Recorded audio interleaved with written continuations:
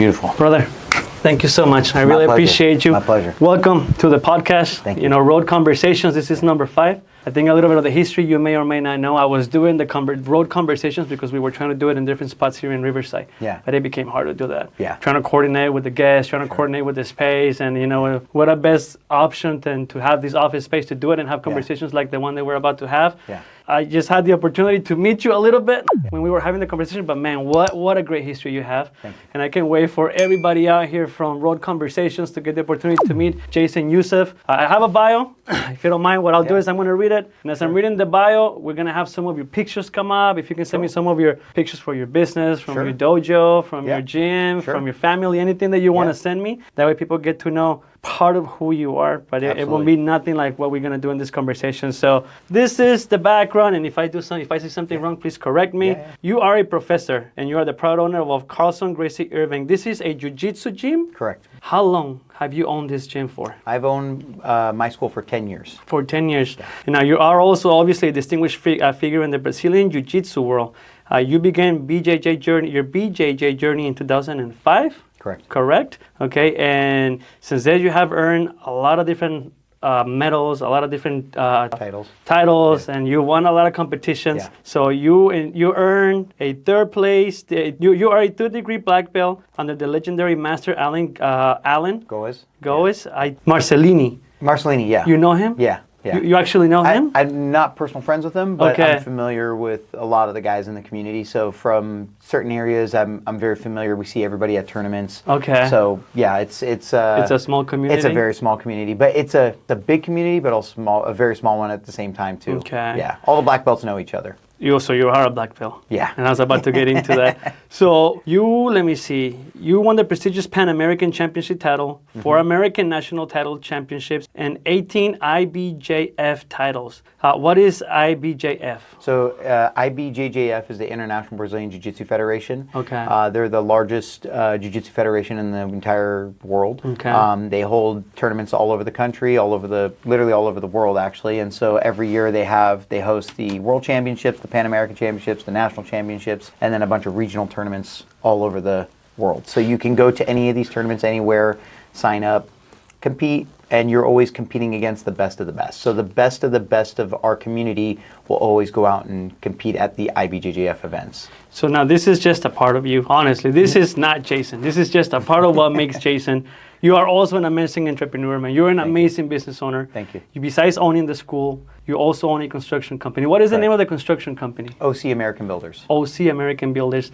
Do you have a lot of projects coming up? You have done a lot in that in that side of the business. Yes. But you also are an amazing father. Thank you. You were just telling me the story about the long shooting. Yep. You are also a student pilot like I am as well. You have a lot of hobbies. Yes, I have a lot of hobbies. I really push myself to extreme limits. I definitely don't sleep on like the average person. I probably sleep 4 or 5 hours a night, maybe 6 at the best. I'm up early, sleep late, but I'm always working on something. So throughout my days, it can be from over the last 10 years. Besides owning a jiu-jitsu school, I have been honing in on skills to be a long-range competitive shooter. Okay. I've been doing that for the last 10 years. I've competed in over 1 mile competitions, and so I've done 1,000 yards, 600 yards, 1 mile, and always ended up getting in the top and placing. And so, being a student pilot. Probably one of the funnest things in the world, man. Dude, once you take off and you're up on the air, I'll tell you what, though, awesome. The people that I have met in aviation are by far the smartest, brightest, most intelligent people I have never seen. I agree. I've the ability to stay calm under pressure. If you want to tell somebody in jiu-jitsu or in a fighting sport, okay, you got to go out there, you got to stay calm. And it's like, well, the guy's punching me in the face. How am I going to stay calm? It's easy. Be a CFI and trust somebody who's never landed a plane before to land a plane. To land That's for calm. you. That's calm. That's calm. Yeah. That guy is calm. Dude. I remember I actually just went recently, and I thought this is hysterical. So for anybody that's a student pilot or wants to get into aviation, I took some time off from flying because I've had a family, and Right. 2 kids will take some time off for you. And I go to a school that's local to my house because I just wanted to do a test flight and do a demo. This is recent, right? Yeah, this is is like a 3 few weeks ago. Yeah. And man, I walk into this room and this guy just goes, Jason, and I walk up and I have my bag, I have my book, I have my hour. I'm ready to sit down and tell him what I've done. I got 40 hours, I got landing, I got solo, I got cross country, I'm ready to detail everything I've done. You're going to go through your resume. I'm ready. This guy just goes, follow me. We start walking. I go, we gonna talk? He goes, no. I was like, okay, all right, I'm good. I was like, I trust that he probably, I don't know, maybe he knows I've flown I got a before. couple of hours in there. Yeah. Oh my So God. did we walk out? I go, do you want to go over what we're doing? And he goes, no. You're doing a demo, right? I was like, no, I've actually flown before. He's, how many hours? I'm like, 40? And he goes, really? I'm like, yeah. He goes, I was like, I've soloed, I've cross-countryed, and we're doing this as we're walking to the plane. So he's thinking you're just coming for the demo flight. You think I'm coming for a demo flight? Oh, you So never then- told him you had and your then hours he prior. didn't even ask me. Yeah, he didn't even ask me how long ago I've flown, and it's been probably a year since I've last flown. That's from how here. we met at Suhel's. Yes, that's where we met at hangar. SoCal Yeah, Aviation. Yeah. And Sohail's amazing, by the way. I love him and his team. And Yeah. so I get in the plane.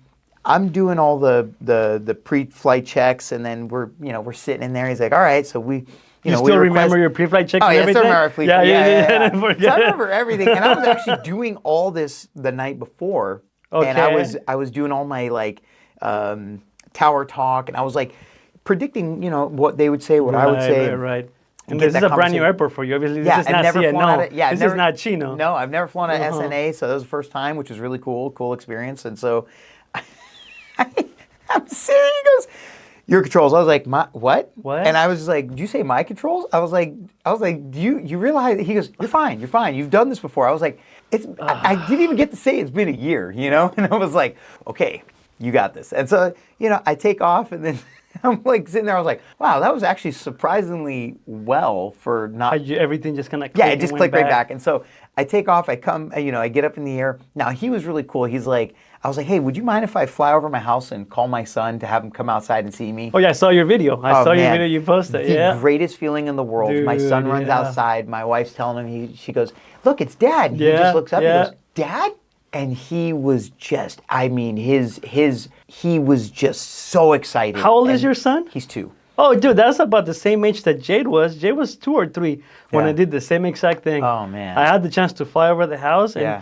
I wish you would remember, and I wish we would have had the video Yeah, from it. yeah. But I did the same exact thing. Oh, Like, can we yeah. just taking out right over CNO? You go over the yeah. Chino Hills, Oh, yeah. where there's some of the developments that you're trying to Yep. bring together, and then we just go over, and my wife is telling me, look, that's Stan. I'm like, dude, that is such a cool feeling. Oh, it's so cool. It And, really is. Yeah, and so now we're just, out and about, and there's a plane flies over. He goes, Dad? And I Dad? was like, yes. Dad? And every time we're somewhere, he just looks, plane. Dad? I'm like, yes. Dad's in one of those planes. So were know? you able to land that day? Or did Yeah, he? so he actually, we're coming back, and then the flight comes up, he's like, you want to do some landings? I was like, yeah. I was like, I would love to. Landings were by far my favorite part of the whole That's the thing. best, I dude. That's love the it. The best, landing yeah. is the best part. And so he let me land. I did three landings. I did, 3 touch and goes, and but it was just a really cool experience to get back. But the calmness this man had. He was 24 years old, CFI. Okay. 24-year-old trusted me with no expectations of my past and not Without knowing. even asking. Without even really Without asking. even I was asking, trying to yeah. divulge as fast as I can before we get to the plane. Because I'm like, this guy was cool as a cucumber. And but he's ready and prepared to take over that plane Yeah, at any the cost, minute they right? have to, they take Yeah. control right away. Yeah, and I, and I know my role. He says his plane, and I you let step go. off. Yeah. You let go. But it was really cool to see how calm somebody can really be, and as a professional, to see how well he conducts himself. Mm-hmm. And to me, I would consider that a pretty crazy situation. Imagine trying to teach your kid to drive a car, and We'll get there. yeah, and then you're saying, hey, you're gonna fly a plane, but you haven't flown them forever, and you get And back here you to go. behind You're gonna that have again. controls Yeah. right away. Yeah, yeah. You know what? One I stopped flying right after my dad passed away, after he transitioned. So one of my last experiences, I was doing my solos touch and goes. I'm at CNL. I never told Suhail this story, so Suhail, if you're paying attention. So here I come. I land, amazing landing. So what I do, instead of putting my flats up, I go full throttle. So as I'm going full throttle, I start to have like the panicking because the plane is moving. So I'm moving my rudders, I'm going back and forth, and the plane starts to go in and out like this from the runway. So I start to panic a little bit because I can literally see the plane going over the line, the center line. So what I do is I call Mayday. I'm like, Mayday, Mayday. So what I do is like, wait a second. I realized what I did, so I pulled the throttle out. I just completely shut it down, and then I put my flaps all the way up.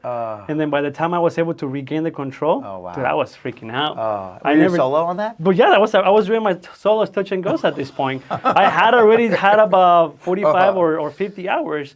So I was just freaking out that day. So I'm like, man, what am I doing? But the fact that I was able to get control back of the aircraft, but I still had that tingling. I'm like, shit, dude, that was so gross. I could have just gone over the runway. Who knows what would have happened? But I still get the control. And now I remember how I kept calm after everything happened. But I still haven't gotten back. I want to go back, man. I really do. Yeah, it's something I want to finish this year.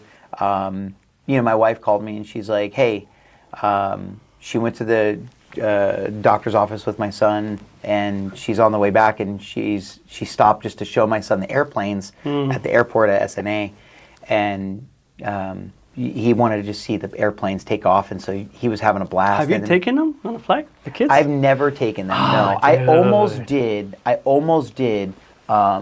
There was a opportunity that I cleared with Suhail that we had a family member pass away, and to go to the funeral, my son was a newborn. He was not even 2 months old. So this is my first one. And so he gave us the approval that we can take a flight instructor with us and then fly us up there. And that would be part of my long cross country. Cool. And so, but then I would have to pay for him to stay at a hotel and everything else, right? So it was like the whole song and dance. So then I did the whole flight plan, had everything ready to go, packed our bags. Morning came, weather was absolutely atrocious, and so it was we had to cancel the flight. It's better to leave it be alone. safe. Yeah, so but that would have been the only time I would have been able to take them. But yeah, it's definitely, when my wife called me though, she's like, you need to get back in there and you need to finish your license. You're so close. Good for her, man. And honestly, when I went up there, I just felt comfortable. Sometimes you gotta, when you're doing something, sometimes it doesn't make sense, and then all of a sudden you step back, you let everything reset, you reapproach it, and you can, you feel better about it. And so after taking that time off, I feel better going up there now. I felt better listening to the ATIS and listening to Tower and, paying attention. I was able to actually. Sometimes that happens. You back up, you take some time off, and then when you come back, you get to see it with more clarity. Instead of when you're in the moment and you're learning and you're doing it, sometimes the pressure can be a little, it's always higher when you have the pressure because you got to get it done and you're learning. But if you take a break, sometimes it's the best thing that you can do. Because you'll be able to pay attention to what you were doing in the past, and then it becomes a second and an easier way to get things done. And even in business, not just when it comes to flying. Because that happened a lot to me with the business too. A lot of the mistakes that I made in the past is I've learned to come back and reassess the situation and do things differently within Leto Financial or whether it's going to be within TG Consulting. But one of the things that has been crucial for me has been my wife. And you just mentioned your wife. She told you got to go back and finish. There's a lot of entrepreneurs, there's a lot of business owners that sometimes they don't have the support from the family member, from the spouse, and it makes it so much harder to be able to, I wouldn't say a business owner, but if you're an entrepreneur and if you're starting everything, if your spouse is not being supported, that makes it so much hard to be able to get those things done. I agree. And to me, my wife, she has always been the one that tells me, go back and finish. You started this, now you got to follow through with it. That has been the key, one of the key measures for Leto to grow the way it has been growing. How has she been? Obviously, you just said it right now. But the support, has she always been like this? From day one. She's been my biggest supporter in life. Everything I've ever done, she's always told me I can do it. She's always, the one thing I would say that really propels our relationship to be as good as it is the fact that no matter if it's my business or her business, because she's also an entrepreneur, she owns her own business. She's a financial advisor, owns her own practice. Awesome. Security 6 and 65? 663? If you're not sure, don't worry about it. Not sure. Get back to it. Sorry, We'll get honey. back to you, people. I'm sorry, honey. You'll have to come on. You're going to have to come and be here Yeah, next you're time. going to have to. You speak for yourself. So to be honest with you, I could tell you a funny story. As much as I know about everything she does in her practice, I used to think she worked for the CIA when I first met her. No way. Yeah, because one of the very first things I ever heard her do, we were living together originally. Sorry, father-in-law. I hope you're not watching. So we were living together, and she was on a phone call, and she asks for a clearance, and she's like, okay, I need, and then she's like, okay, password is Bravo Charlie Echo Delta Delta. I was like, oh, who are you? How do you know this? First of all, you say you're a financial advisor. Uh-huh. I was like, financial advisors don't know this. I was like, are you in the CIA? Are you a pilot? You're like, what are you? or what? Yeah, exactly. So when she was giving these things out, I was like, okay, something's weird. Then I've never, ever, and I noticed this, I've never seen her with a client. I've always seen her on phone calls. So now you're going, So your now in my mind head is going. going, It's yeah, like, she's gotta be you a got spy. a whole movie going in your head. I got a whole movie in my head. She's a spy. And I was like, hey, honey, we would watch spy movies all the time. She goes, you know what I would have done? I was like, you're a spy. And I was just like, but it's funny because then, after a little bit of time, I actually got to meet a lot of her coworkers and her team that she's her license is under, and so and I've had a great time meeting these people. But one thing I would say is, not only I encourage her as much as I possibly can to keep pushing herself to extreme limits. She's beyond pushing me past mine. Good. Because she's, her and I both come from families that, they did everything they can to provide for us, but they didn't have the similar support systems, right? Uh-huh. So, I would say my dad was, a contractor. My mom was, in sales. My mom being an amazing saleswoman, my dad being a great contractor. In my head, I thought, why don't you guys work together? And my wife and I, and her father is, he owns his own business as well. Okay. And her mom ran a daycare growing up. And so, but some things that when I look back and I think of, where we are, it's because we're trying to, our parents always want us to be better than what they had. Yeah. And I think we look at that past and we're trying to push ourselves. And so we lean on each other to build what we're building, right? And so we're trying to build something for our future, not just for our future, but for our kids' future and for our grandkids and our great-grandkids. So right now we're thinking multi-generational. We're thinking, how do we leave our family behind in 3-4 generations from now? How are they going to remember us? And so she's a huge supporter for me, man. I've on my deepest, darkest hours in life, she's been there more than anybody will ever know. How old were you when you guys met? 15. Oh, wow. We met at church. Okay. It was an Assyrian church. Okay. And so I met her when we were 15, and I always actually wanted to marry her. And so when I was 15, I was like, man, she'd be the girl I'd marry when I get older. And that's what I actually would say. And I did. But funny enough, 5 years ago, this story goes back 60 years. So my you're only grandfather, 39. I know the math don't add up. So my grandfather and her grandfather were best friends in Iran. They were both working at the same hospital. When they both had left Iran and they come to the States, my grandfather moved to Philadelphia. Her grandfather moved to Northern California. So there was no ties as families. After then, so they were just best friends and working at the same hospital. Yeah. This is back in Iran. This is you back moved in to Iran. the States, okay, different states. Completely different states. No cell phones, no text messaging. Okay. No iPads, no WhatsApp, no nothing. So, old school phone books, and they never spoke again. And funny enough, my father and mother had moved from Philadelphia. We moved from Philly to Connecticut to California. She moved from Northern California to Southern California. And my grandmother, my grandfather's wife, that they were best friends, she moved to Northern California, ended up living in the same apartment complex as her grandfather, not knowing they were just houses apart for years. They knew. They never knew. Bro. They never knew. And crazy enough, we met when we were 15. My aunt and her mom became best friends at the church. Okay. Again, not knowing there's that there's tie a from your family grandparents. past. Yeah. And so What? then my aunt's aunt says, well, 5 years ago, I'll tie this back in, but 5 years ago, she comes to, my aunt hosts this Christmas party every year. Okay. And so she invites, friends, family, everybody from the church. So this is a huge party. And it's an amazing, fun time. So long story short, she brings this cake. Okay. And I said, did you make that cake? She goes, I made that cake. And I said, if that cake tastes as good as it looks, I'm going to marry you. She just looked at me with this bright red face. Everybody in the room just like, oh my gosh. You said that in front of everybody? I said it in front of everybody. Everybody was like, this makes sense. This makes sense. Everybody was like, they've known each other their whole lives. Why not? So then she pulls me aside and she goes, I have a boyfriend. I said, you know what I do for a living, right? I said, I can kill this guy. You know I'm a jiu-jitsu guy. Like there's no competition here. Yeah, I was like, Did you play that card? I did. Good for you. So she starts laughing, and then a year later, I sent her a message saying happy birthday. We're a week apart from each other, so I always say happy birthday to her every year. Okay.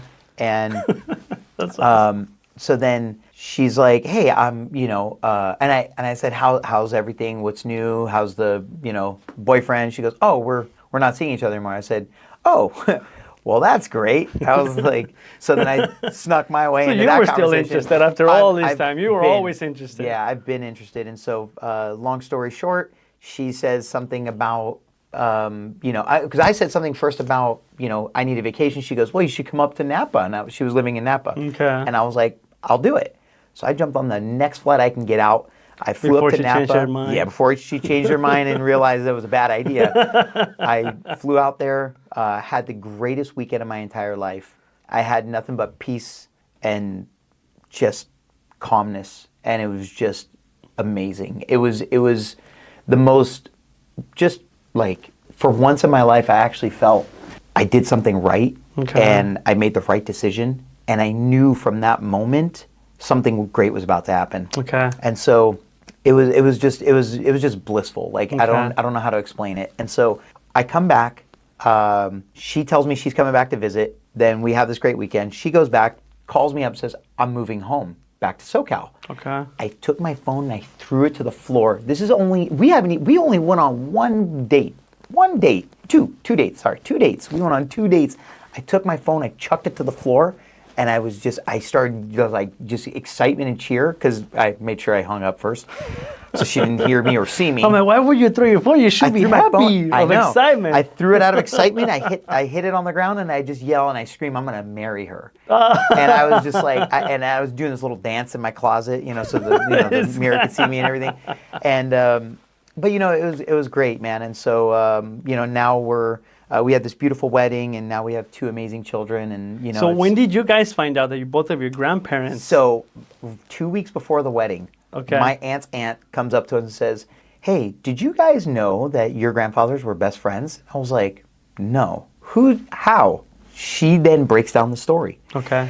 I was like, there's no way. I call my uncle, who lives in England, my dad's brother, and I said, hey, can I ask you a question? Do you know one of your dad's friends named Cyrus? Or Kirosh is his name? Okay. And he goes, Kirosh? He goes, yes, I do. And I was like, really? He goes, yeah. He goes, they used to come over and play poker all the time, and I used to go out in town before the night they would close the stores. I would go buy all the cigarettes and then sell the cigarettes to the dads. Whoa. Right?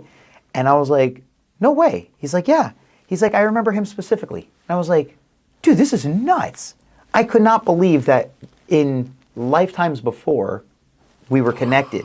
And to then travel across this world, to be across the entire country, to narrow it down to the city, and then go to the same church. Wow. You know what I mean?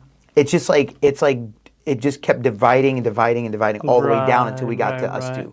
You know what I mean? It's really a cool story. If any filmmakers want to make a love story out of this, there you go. Give me a call. This is better than The Notebook. You can star yourself. You got the looks. I'll star you. You star yourself. Dude, so you have 2 businesses. Yes. How do you divide your time between the jiu-jitsu school? Yeah. And how do you divide your time between the construction company? Yeah. But then What came first? Before you tell me about the time, what was first, the construction company or the jiu-jitsu? I grew up in construction, but I started my jiu-jitsu business first 10 years ago. Okay. 8 years ago, I built my own school by myself. Or it was me and my father. And people would ask me, who did your school? It's really nice. And I go, I did. And they go, can you build mine? I'm like, sure. So then I started just kind of helping out in the community. And then people would just give me a call, and I'd get a call, and I'd get a call. And then little by little, I was getting so many calls that I needed help. So then I'd bring a friend. Hey, can you help me with this? Can you help me with that? And then I would just have helpers working with me. And then it really started picking up about 5 years ago. Okay. And then recently, we have, we've really taken off and done well. And so school? The construction. And the construction. And so the jiu-jitsu school has always done well. It's always, ran itself and done great. We had a lot of ups and downs with COVID, but outside of that, the construction business has stayed pretty busy, very steady. I'm also working on other projects, but for most of the part, the jiu-jitsu school runs at nighttime, the construction runs in the daytime. So during the day, I'm just taking calls, going to projects, managing the sites. And then at night, I go to the jiu-jitsu school. Now that my son's a little older, he comes with me. And my wife will bring, both the kids and then, take them home a little early and get them set for bed. But they're long weeks. The weeks are long. The weekends are my time with family. And then if I try to fit or add any other hobbies, it's tough. And so, right now the construction has built itself in a way now where I get to work from home, and versus being there every single day. Right. So I work mainly from home, just essentially take the calls, You're taking care of the administrative side, would you say, on the construction company? Most of the part. How many projects have you guys worked on, and what are some of the biggest projects that you guys work on, and your funnest projects that you have done? Oh man! All right, so I would say some of the high-profile stuff that I've done Zara clothing stores. I did 9 of their locations, did all their systems that hold all their clothes. Okay. So it's just a lot of mill work. Okay.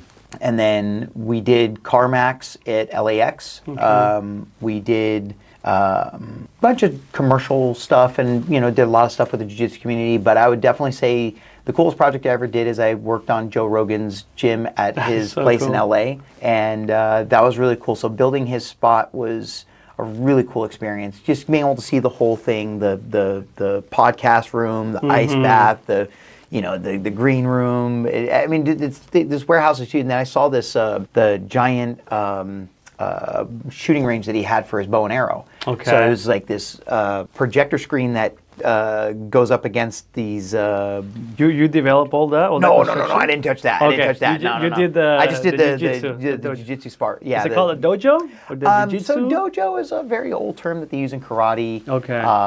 We just call it an academy or school. Okay. So we'd say jiu-jitsu school, jiu-jitsu academy, but you could say dojo. It's not improper, but it's like saying in karate, taekwondo, or some other martial arts, they say sifu or, different name for master. Okay. Black belts in jiu-jitsu, we call them professor, because in Brazil, professor means teacher. Okay. And that's it. It's not like I'm a professor at like USC or something. So I know that at Marcelini's, they will call him sensei. Yeah, sensei is a term that they use that's karate or taekwondo, or they use it like so sensei is a term for teacher. Okay. So that's all it means. So sensei's not wrong, but they use it, a lot of people use it in other martial arts. Okay.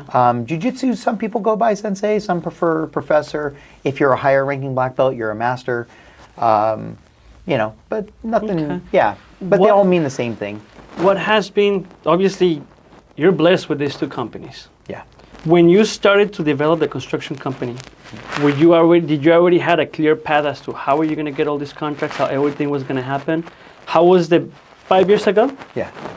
Where were you 5 years ago when you were starting, and where you're at today, and what happened in between that timeline for somebody who's out there that they have the same background that we have? Yeah. We probably some of us have the opportunity that some of our parents had a business already, so you are born in the environment of entrepreneurship. Yeah. Some others, you're the first generation who you're taking, like me. I'm the first Sure. business owner in my family. Sure.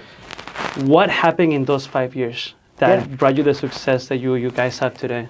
So I would say 5 years ago, I was just a guy that, somebody trusted to do some work for, and they liked what they saw, and they liked the outcome, and they referred me to a friend, and then that person referred me to a friend, and then that person, then it split and kept splitting, and then all of a sudden, I was personally reaching out to people to mentor me, to learn how certain sides of businesses work. How do you focus your mindset on certain things? How do you develop certain things?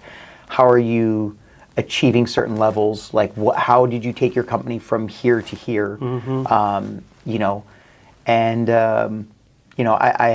have talked with some amazing successful people, from one of my cousins to a very, very good friend of mine who's extremely successful in the logistics business, and he had just recently sold his company to Home Depot. Okay. And some of the things that I got from all these people was just putting your nose to the grindstone, right? Don't come up for air. A lot of the same applications that we teach in martial arts, but in competitive side of jiu-jitsu, achieving at some of the higher levels, the things that we have to do to push ourselves to extreme limits, and living in the uncomfortable area of life. And that's kind of where I would say 5 years ago, I was just kind of dabbling with like little things. Yeah, I can hang this wall. I can, put this wall up, hang this drywall, do this floor, run some lights for you. And then I had to figure out how to be bigger. I had to figure out how to grow. I had to figure out how to scale. So figured out the business, not just what makes the business. Yeah. So it's not work, and then it wasn't working on the business, or not working in the business, it's working on the business. Yeah. And so once I figured that part out, then it was trying to figure out how to continue to make the flow keep coming to me. Right. And so my ability for sales and communication and to be able to go out and sell that project to somebody, a lot of people like the difference in me versus a traditional contractor. A traditional contractor, kind of like a burly white guy, gray hair, just doesn't care about his looks or his attitude. Got this raspy voice when he talks. Like he's mean, and he's like, listen, when I was a kid, we did this. It's like they don't want that anymore. They want somebody who comes in, they look the part, they trust you, they respect you, and they want to see something different, and I think the community, from when somebody wants to remodel their home, they want to be able to have that trust in you. And when did you figure that out? Because I've never thought about this angle that you're bringing up right now until I'm hearing you for the first time. When did you notice that the way you present yourself, the way you go out for the sale, because you're bidding for the project, when did that moment click? It was literally about 4 years ago. Okay. 4 years ago, I figured out that when I show up dressed better than other contractors. I show up with the plans in my hand. I show up with a presentation to give to you. So when you see what we're doing, or when, let's say you have a project, whatever, I'll go print out the blueprints. I'll bring them with me. I'll go over the blueprints with you. I'll explain everything a part of the process and what we do, what we have to do, what we need to do. And when they see that, they have a more of appreciation for how I come in, because I don't just come in with this dirty truck or this, I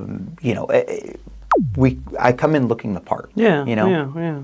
And that, I would tell you, has been part of one of the bigger successes for me with when I make that a first initial approach, because everything is that first initial contact. You're not going to buy from somebody you don't like, or you're not going to buy from somebody you don't trust. True. So if you look the part, I'm going to start to trust you. When I talk to you and I look at you today, I look at you and I assume I'm going to trust what you have to say because you dress well, right? You sound like you know what you're talking about. And for contractors, they always come up just dirty hands, dirty shirts. They're like, yeah, we could run it, no problem. 10 grand, 20 grand, and they're just throwing out numbers at you, and they don't care because they just want to get paid and move on. I tell every customer, the last thing I always tell every customer, I'm not here to look at you as a client today. I look at you as if you were to buy a home and 10 years later you want to sell that home. You're going to call the same real estate agent, right? That the one that bought your home, he's going to sell your home for you. I want you to trust me today that tomorrow you can call me, a year from now you can call me, 5 years, 10 years from now you can call me and just ask for my professional opinion, and you're going to trust if my information is correct or not. Would you say that's one of the decision factors that you were able to win the bid for Joe Rogan, for Zara? Were you already doing that approach? Or like you said, this approach is 4 years ago? The Joe Rogan came to me as a subcontracting. Okay. So that came to me from another company. They said, hey, you want to do a job in LA? And I was like, no, I hate LA.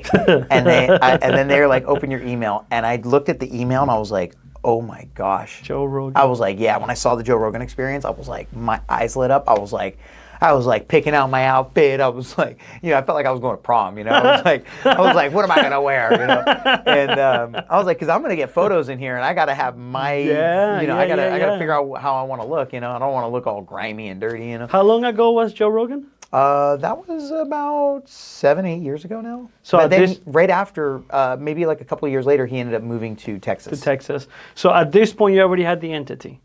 Yeah. Or you were in the beginnings for construction. For the construction. I was already doing construction. You already had the license. You already had what are you guys, a corporation, an S corporation? S corp. Okay. Yeah. So at that time, you already had that structure, or you were just starting to figure it out? Just starting to figure it out at that point. So that was the early stages of the construction Very company. early stages. So I was being fed work by multiple people. Okay. And but once I figured out on the side of being the professional in the room, being the guy that, when you go up against another guy for a bid, figuring out how to get the customer or the homeowner to trust me with the bid versus that guy. Yeah. Because one thing I detail on, like if I'm doing a bid, the way I detail it, the way I describe it, the way I put my bid up against the other guy's bid, I don't care if you tell me that you're, there's a theory that people say, hey, don't ever tell somebody what your max dollar is because they're going to use the whole amount. But then there's also the other theory that if you tell me your max dollar, I can tell you what we could do for that max dollar and I can get the best bang for your buck, and we don't have to go after the highest quality product, but we can go after the most economical products that will best fit your home. And then we can also attack certain things on your plan that would allow us to get more stuff done, for that price. And so, some people look at it as they don't want to tell you how much they're willing to spend, and even then when they do, they still hold back a significant number. Okay. And every customer, I would say, always says that they're broke or have no money. Yet they're still spending $300,000 and $400,000. They're still doing the projects. Yeah. So, but when it comes to working with a lot of these homeowners, when I can assure them the difference of how somebody writes a contract. I went up against a contract, can't make this up. My contract lists out every single possible item, where I'm getting it from. As a 1099 or as a corporation at this point? No, corporation. So you're already, I'm running a full big bid. This is a huge bid for a hotel, and I'm putting out each bullet point, where I'm buying the product, where it's from, how many square feet, this, that, and another. And I mean, and it's extremely detailed. And the guy goes, the other guy's half the price. I said, can you do me a favor? I said, can you humor me? Can you show me his bid? And if it's the same as mine, I will lower my number. He shows me the bid. I read this thing. This guy is a licensed contractor. I was blown away. The first sentence says, will build building to plan. Okay. We'll build building to plan. I was like, okay, first of all, that's not a description of what's about to happen. And then it says remodel interior, and it's just 4 or 5 bullet points.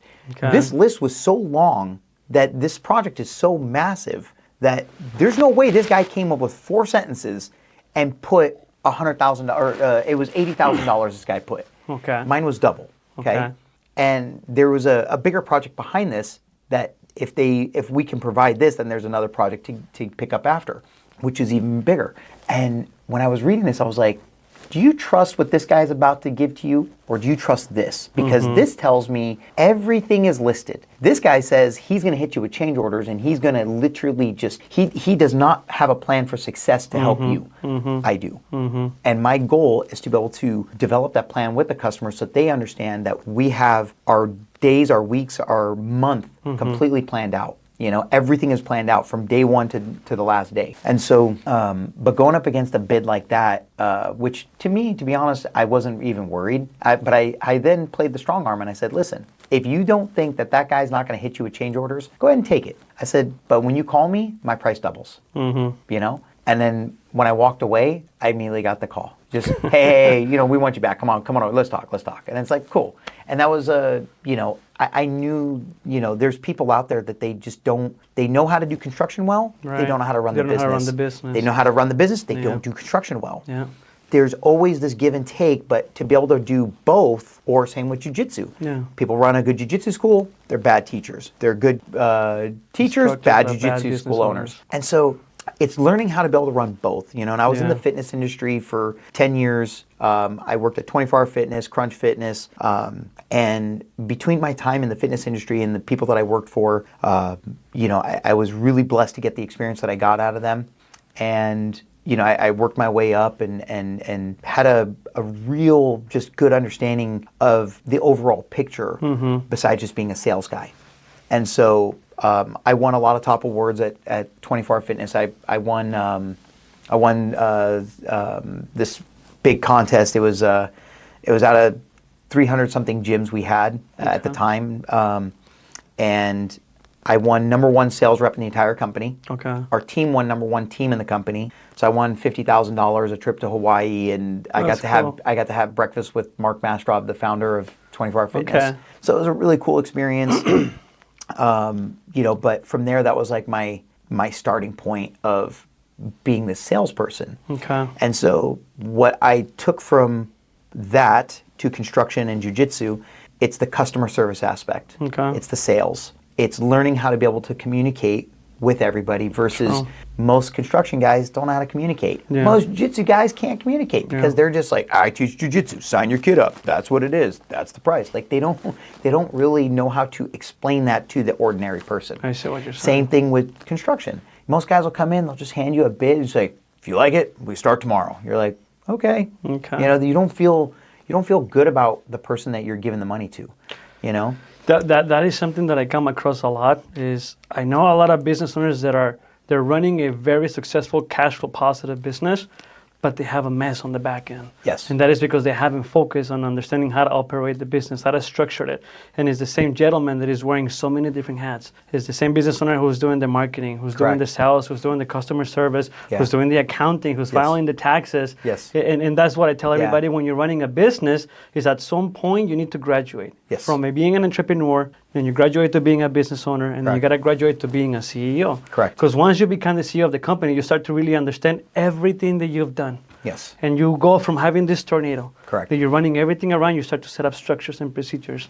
And that is something that a lot of people, they don't understand how much their business can grow if you start to work on the business and you simply start to delegate. Yeah. And one of the hardest things for business owners is the ability to let go. Yeah. Let go, delegate. You need to trust that somebody else is going to come in to do the work because you're going to teach them properly. And that is what, in my industry, one of them, which is Leto, in insurance, is a lot of insurance agents, they do good for themselves, but they don't scale their business because they're always tied into that office. Yeah. And they don't understand that how simply it is when you step outside the box and you start to really understand the operations of your business. Correct. And you start to plug in the people in the right areas so that you yourself get to focus on being in the front face of the company. So one of the things that I always tell people is understanding the difference between corporate branding and personal branding. Because once you work on your personal branding, you're going to be able to go out there, build the relationships, and you're going to be able to funnel it down to the business. Correct. But once it comes to the business, you need to have the systems in place. I agree. The first thing that I always tell somebody is, well, who's running your finances? Correct. If they're telling me, well, I'm doing the finances, I'm doing all those things too, you got to stop. Can't. You have to let go of that hat. You got to bring somebody in, or you subcontract it to somebody else. Correct. Because maybe sometimes it's cheaper to subcontract the job. Like my CFO, he has his own business. Yeah. But instead of being an in-house CFO, I subcontract him so I don't have to pay employee taxes. Correct. I can save myself on the hourly wage, but I get to pay him a whatever my contract is with them, and I get to write that off. Correct. But on return is, I don't touch the finances myself. This guy has access to all of my business bank accounts, to my personal bank accounts, and all we do is once a month, we get together and we review the month. Yeah. Okay, we have 7 different sources of revenue within Little Financial. Every revenue, we identify how much we're bringing in. And then when we see a source of revenue decreasing, let's just say if it's going to be on the personal line side, but then we get to see that it's increasing on the commercial lines of insurance, then we get to put some more efforts in those areas that are growing, so that if it's growing 3 times its value, then okay, maybe if we allocate more resources, it'll give us a 5 times the value. Correct. So that'll be worth it. But that is what people don't understand. Is like, Correct. You need to stop doing all the work. Yeah. And I was the guy 100% wearing every single hat. Mm-hmm. I was the janitor. I was the I was the CFO, the CEO. Mm-hmm. I was the, I was the maintenance crew. I was everybody. And at the end of the day, once you start delegating and you start handing off the jobs to everybody else, your workload immediately, you're able to focus on the other things, and you're able to focus on the business, right? Exactly. And that was one of the biggest key things that I ever figured out, was how to work on the business, not in the business. Yeah. And so when that one little sentence, when that hit me, man, every single day I just kept thinking, that's not working on the business. Yeah. That's not working on the business. Exactly. That's not working on the business. And then I started working on the business. Yeah.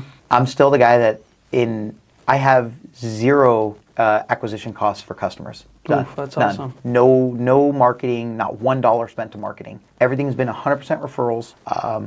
I'm booked out till next year. That's a blessing. I'm literally booked out till next year. I have, I have an amazing team. My project manager is amazing. My whole team in general is amazing. My partners are amazing.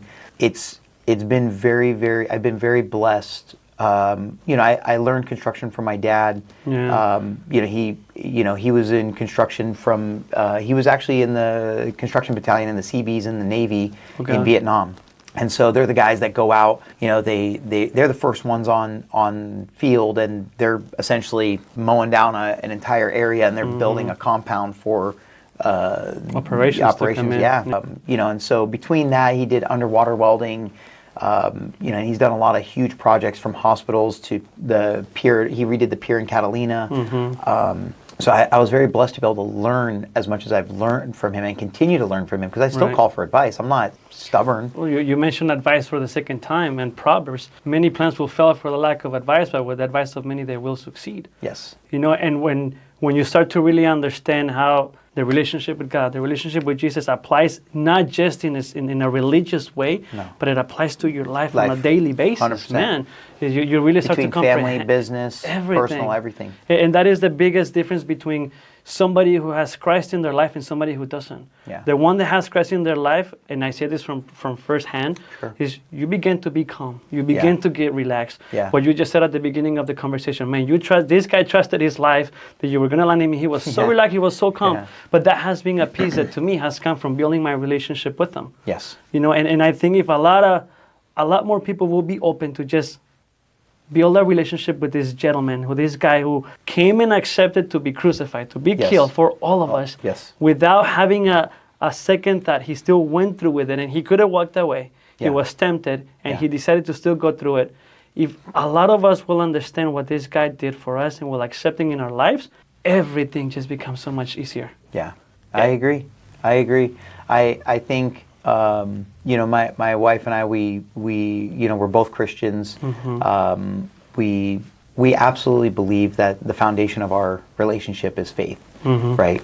And that has been one of the biggest things for us, because there's no questioning the other person. There's no, misunderstanding of what we believe, who we are, where we come from, and what our sacrifices are for each other and our family, and it brings us even closer together, right? And between work, family, the household itself, we're more at peace for every single day. Yeah. We have family members that different religions, and you see the disruption, and you see the problems that the family has. You see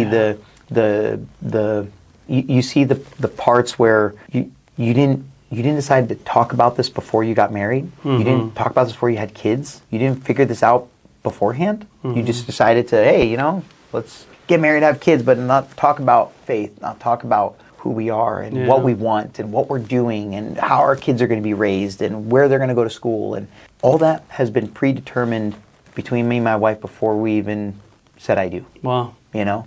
And so everything we ever planned, our whole plan was put together before we even got married, which was amazing because I think most couples don't plan. And I'm one of those. Like, I'm listening to you telling me these things, like, me and my wife were that couple that we got into it without really planning what we were going to do. Yeah. I knew at that point I was barely starting the business. Literally, we got married. The next day, we left to Farmers University because I had to go in training. Yeah. But we didn't have anything planned out. Yeah. But the one thing that I can tell you is back then, what I did do, it was I steered my wife away from relationship with God because I just came to find Jesus about 3.5, 4 years ago.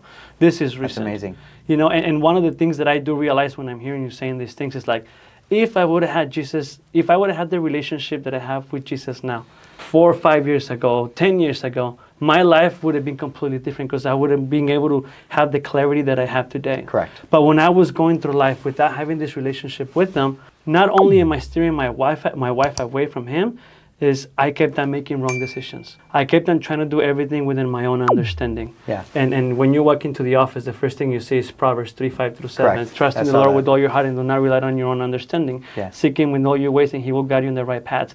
I was the opposite of that when I started in business, and I struggled for such a long time because I was trying to rely on my own understanding, and I thought I was the wise guy. Yeah. I thought I knew it all, but yet I kept on falling on my face, and I kept on falling on my face until I got to a point that I said, man, I am done with this. Like, I can't do this alone. Yeah. And I remember I would always say, I'm not going to come to God to ask Him to help me with the business. That's not the right thing to do. No. I'm not going to do that. I'm not going to do that. You pray for the opportunity. Yeah. But then when I realized, like, you know what I'm doing is like, God, I need your help. I need you to help me understand how to run this business. Yeah. And I'm not just talking Leto. I'm talking everything that I did before Leto Financial. All the different things that I tried. All the different hats that I wear. It was just me going and going and going and not getting the results because my focus at that time was the money. I was just focusing on, I'm going to make this money. I'm going to get the car.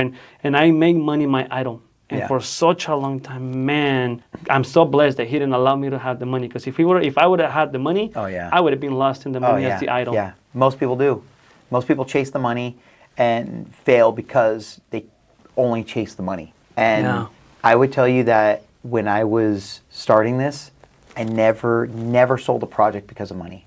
I took the job if it was $5,000, $10,000, $100,000, $500,000, $1 million. I would take the job. Doesn't matter what the price was. And I took it because I think everybody needs an opportunity to get something built for them, no matter what the cost is. Yeah. And so I did the right thing for my customers. I did everything right by them and never tried to mislead them in any way. I 100% can tell you that now I'm in a situation where the financial part of construction it's getting to a point where I'm like, man, how I need to go to another level, you know what I mean? And I need to figure out how to do that next step. Because even though I look at all my team first. I look at everybody else first. I put them first. I make sure they have their money to pay their rent and their bills and put food on their table and take care of their families. And if not, I'm not afraid to step in and help them. You know what I mean? Yeah. You know, but there's so many times where I've looked back and I used to think to myself, you know, I'm going to open a jiu-jitsu school and I'm going to be wealthy and I'm going to make money. And, you know, and it did good. It did good. But the construction business, especially during COVID, it boomed. The contractors in California were killing it. But a lot of contractors left because California makes it so hard to be a contractor.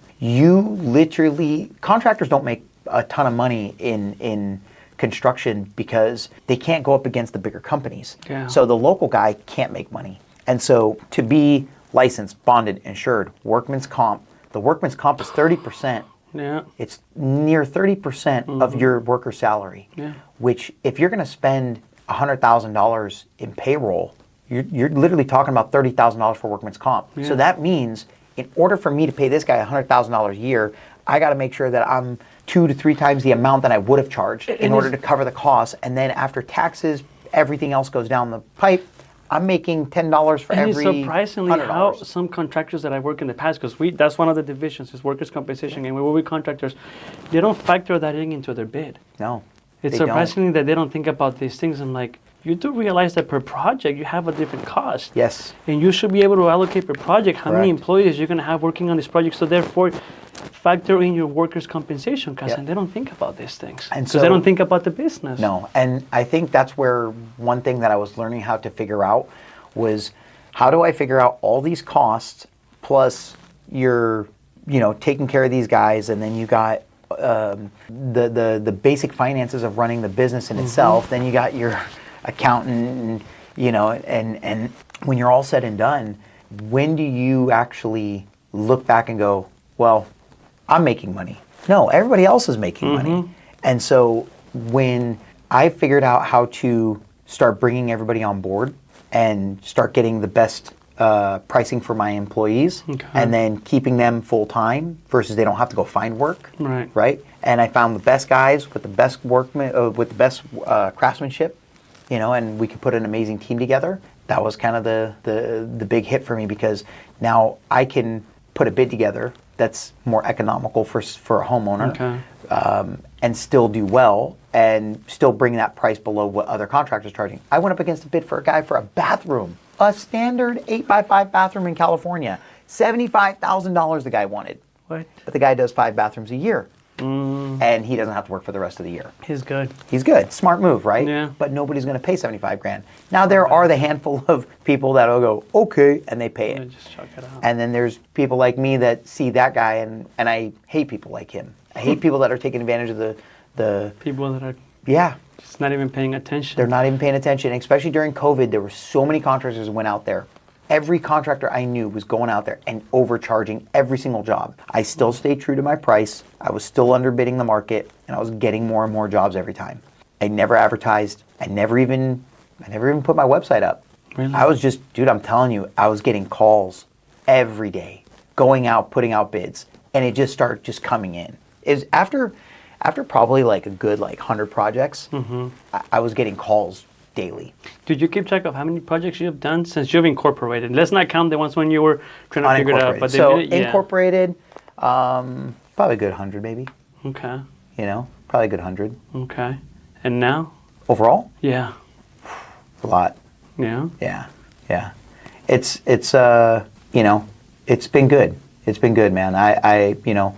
I'm blessed. I just, I don't really talk a lot about myself. I don't share a lot. I don't post about my business. No, you're Most very not people- active on social media. No, and I'll tell you too, in the jiu-jitsu community, everybody looks at us and they say, oh, you got to be humble, you got to drive the regular average car. If I pulled up in a Maserati, people are like, why do I got to pay you monthly? And it's like, listen, man, I should be able to do well. I mean, as a matter of fact, I'll tell you, there's a guy in the community I know personally. He bought a brand new Maserati, pulled up to the school, and everybody was furious. They're like, dude, we're paying you all this money, and you driving around a Maserati? And it's like, dude, a Maserati's not even that amazing of a car. No, it's not anymore. It's like you can pick it up now for 40 grand. It's like true. a BMW. That's true. But because the Maserati had this name behind it. brand name on it. And everybody just was mad at him. I think that comes within time, because going back to myself, I was that guy. I was the guy that wanted to drive the BM, wanted to drive the Porsche.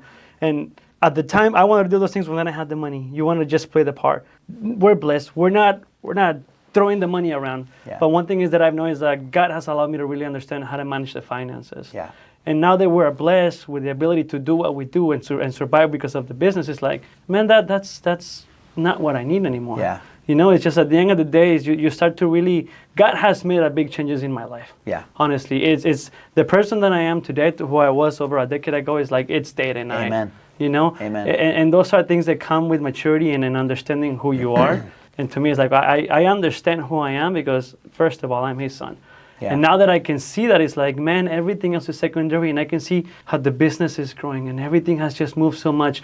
We're working now with over 50 partners within California and in Texas, and the company continues to grow. And now we have other companies. We have TG Consulting. A lot of the things that when I started to be an entrepreneur, it's like, I never thought it was going to lead me to this way. I've wanted it to happen. Yeah. I've always worked towards this vision, but I never realized how it was going to happen and how it was going to look like now that I'm doing it. And one of the things is being able to manage my time has been crucial. Yeah. Because between different projects, different organizations, managing different people, Yeah. and still having to manage my personal life and trying to find my own hobbies, Yes. it becomes... And then you're still a husband and a father. And a father, exactly. But then one of the biggest blessings to me is all the clarity that I've gotten, it didn't happen until I accepted him. Yeah. Like, dude, I'm done. Yeah. When that happened, everything just opened up. Yeah. And now I'm able to manage my time a lot properly. Yeah. Like right now on a Saturday, we both are here. Yeah. We took time away from our families to be in this conversation. But it is what you gotta do. It's nobody shows you how to grow the business unless if you do have mentors. But a mentor is gonna tell you how you can get there.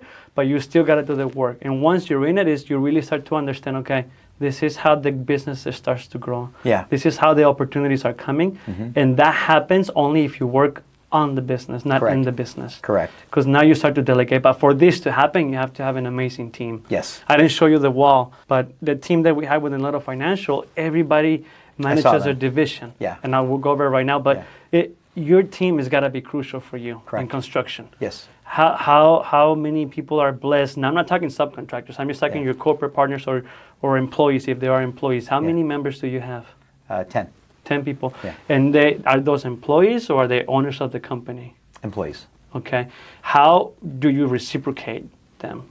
All the time that they're putting into the business, financially, obviously, how do you reciprocate them as far as, because you got to be grateful. They're giving their life to help you grow this business. Yeah. How do you reciprocate their time and all the efforts that they're putting into your business so that you can step out and do everything else, trusting and knowing that the business is in good hands. I don't have to worry about it because I know that Johnny, I know the Carlos or whoever they are, is like they're taking care of the business. So one thing I would tell you is that I have a lot of trust and a lot of faith. Yeah. You know, I mentioned how my wife and I are connected from 60 years ago. One of my guys that works for me, we're actually connected, weirdly enough. So my brother used to play at his church. He was part of the worship team. For several years, he was on the worship team. He played the drums for the service every Sunday, and he loved his church. And he played for the Spanish services as well. And so my worker who works for me, he had walked into my house and he had seen this photo. My brother had passed away a few years ago, and he's like, I know him. And I was like, how? And he goes, from church. And I was like, wait, what do you mean? He's like, I was like, you go to the bridge? And he goes, yeah, I go to the bridge. And I was like, man, like, what are the odds? Like, he was going to the church where my brother was performing, and he had known my brother. And, and it really hit me that I feel like a lot of the guys that were all actually connected through faith. Most of the guys are, I would say the good majority of everybody's Christians, right? And we actually keep that conversation between us during work time. You know what I mean? We always look out for each other. We're always asking each other if they need something. I'm always doing whatever I can to help them to that next level. You know what I mean? Okay. A lot of things I don't personally talk about. I do stuff for people because it's not about a reward. Yeah. It's not. Not let your left hand know what your right hand is doing. Yeah, I have done for some of my guys. I have done some very. I've done a lot for them. It's not something I post. It's not something I share. It's not something I. It's actually because I don't want praise. I don't want reward. I don't want somebody to look at me like, oh, I want to come work for him because he'll do that for me. It's like, no, I don't. But you have to take care of your people, man. I do. You have to take care of your people. If you're not there for them, and one of the best ways is it's understanding. If you bring it back down to the business perspective, is leveraging the opportunities that an S corporation brings to be able to compensate somebody else. Correct. It's just simple things that in construction, a lot of people should understand how to implement a profit sharing plan. Yeah. How to implement simple group health benefits. How to implement bonus performance plans. Because you can do that within your industry. Yeah. And those are things that when you start to think about the business, it's like with the strategies that we've implemented with other companies, it's like have you ever thought about putting a profit sharing plan for them? It's like, no, I never thought about that one. Yeah. I think these are things that everybody that is wealthy, that is blessed with the business, you need to share that with the people that have helped you grow the business. I agree. And, honestly. And to me, I think that would be we tried that in the past, and offering incentives, bonuses, and percent to completion of job, and hey, if we get this far and we get this much done, everybody gets this much extra money. And some guys just ate up the clock because they just want the hours. They didn't care. They don't think of themselves as entrepreneurs. They don't think of themselves as business owners, or And don't get me wrong, I try to get them to understand that they need to take more pride in their work. And so it was a lot of trial and error to find the right crew. Okay. You know what I mean? So over the years, I have gone through people to figure out the right people. And so, the oldest guy on the totem pole right now is close to 5 years working for me. Oh, wow. That's awesome. And is that your project manager? No. Okay. No. Okay. So just a regular employee. Okay. And so, but truthfully, the guys are just phenomenal at what they do. They really are. And so I'm very, very blessed and thankful for all the work they put in. And I try to just try to make sure I take care of them at every cost. That's you know good, what I mean? So whatever they need, like this is a small one. There's nothing big. This is not even to say anything, but one of my guys needs a car. I don't have an extra car, but a friend of mine's selling his car, and he didn't really want anything for it because he's leaving the country. Okay. And I was like, hey, look, man, I got one of my guys needs a car. What would you do? He's like, dude, look, just give me $400. And I was like, for that car? What? I'm like, dude, you can sell this for like 4,000, At 5,000. least. And he's like, look, man, he's like, I'm leaving. He's like, I don't need this. He's like, I don't want to deal with it. I was like, that's awesome. cool. So call my guy. I'm like, hey, dude, come over here and grab this car right now. He comes up, grabs the car. He's like, Jason, he wants $400. I was like, he wants $400. I was like, take it, dude. Just pay the man. Pay the man. And I was like, but, where does he find that? You know what I mean? Yeah. When do you find something where you can make a connection for somebody so that he can get what he needs and he knows that you're helping and looking out for him? Yeah. He actually called me up and says, Jason, I need a car for my daughter. And I said, how much you guys want to spend? He's like, right. No more than $5,000. I was like, it's going to be an old car. Yeah. Well, when my friend calls me up, he's like, hey, man. Oh, no, he didn't call me up. We were just talking in person, and he's like, hey, I'm going to sell this. I was like, make a phone call. You know a guy. I was like, when he said the price, I was like, hey, get over here right now. Like, don't even wait. Like, don't even give him the money up front. Never. Yeah. Don't even ask how the car is. Just take it. Yeah, just take it. I mean, listen, you could put a new engine in for less than $4,000. Jesus, yeah. So you're fine. So, but, it was really cool to be able to connect that. But it's like, that's a very, very, very small part of things that I've done for these guys. You're just able to connect them to something else, somebody else. Yeah. And that same guy went from living in an apartment to now living directly next door to me. Oh, dude, look at that. Yeah. That's awesome. Yeah. And we ended up remodeling the house, and when the homeowner was like, I was like, hey, you guys gonna rent this out? And they're like, yeah. I was like, I got a guy. Hey, get over here right now. You got a good awesome, deal. Man. Yeah. So but now he lives in a bigger house next door to me, and I was like, man, I gotta figure out your finances. You gotta figure out how man. you did it, man. I'm gonna have to cut your money back here. This guy. But man, it's construction has been amazing. I'm glad I've learned what I've learned and got to where I've gotten so far, and I'm at the bottom of this still. I'm still at the bottom. You said earlier that you need to figure out how to move to the next level. Correct. What is that next level? Well, obviously, you already identify what it is. You already visualize it. So what are you trying to work towards? So for me at this point is that next level, it comes in a couple stages here. One is I want to actually move away from the construction side, and I want to go towards the development side. Okay. So right now we're in that process of the development side. Okay.